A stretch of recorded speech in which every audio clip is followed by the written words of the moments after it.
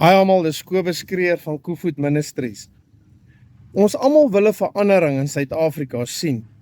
En baie mense het 'n voorafgestelde idee van wat gedoen moet word. Nou as ek jou die antwoord vandag gee, die oplossing gee, die vraag is, gaan jy bereid wees om dit te doen? Hierdie fight gaan nie gewen word in die vleeslike nie. Hierdie is 'n geestelike fight. Baie mense sê tel wapens op. Al wapen wat jy moet optel, my vriend, is die wapen van God, die woord van God, die swaard van die Gees.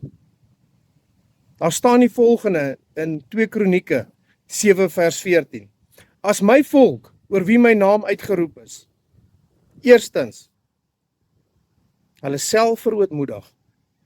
Tweedens, tot God bid. Derdens, God se aangesig soek. En vierdens, hulle bekeer van hulle verkeerde weë, staan daar. God sal hulle hoor uit die hemel uit, hy sal ons hoor uit die hemel uit, hy sal ons sondes vergewe, en hy sal ons land genees. Is jy bereid om dit te doen? Is jy bereid om te draai van jou verkeerde weë en God te soek met alles wat in jou is, en om in eenheid te kom, soos die woord van God sê, waar 2 of meer by mekaar is hy in ons midde? Is jy bereid om daardie verandering te bring? Is jy bereid om terug te draai na die koning van die konings toe, na die koning Jesus Christus? Is jy bereid om die geestelike wapens op te tel en om te veg vir Jesus Christus?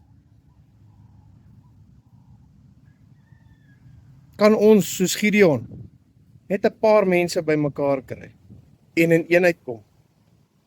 Net 'n paar mense en saamstem oor 'n saak?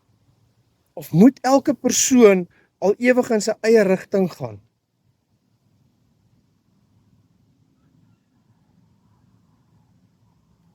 Daar's net een naam, en dis die naam van Jesus Christus, die naam verhewe bo enige naam in die hemele en op aarde en onder die aarde, sodat elke knie sal buig en elke tong sal getuig dat Jesus die Christus is.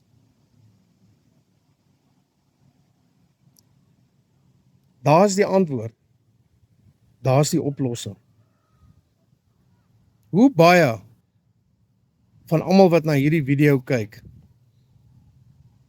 is bereid om dit te share?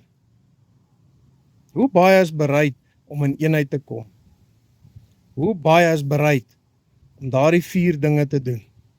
Om jouself te verootmoedig, God se aangesig te soek, tot God te bid en jou te bekeer van jou verkeerde weë. Ek gaan jou sê hoekom gaan God ons antwoord. Want in sy woord staan in Psalm 51 vers 19, dat God sal 'n gebroke gees nooit gering ag nie, 'n hart vol ootmoed sal God nooit gering ag nie. En dit wat ons hom vra, sal hy vir ons gee. Seën vir julle.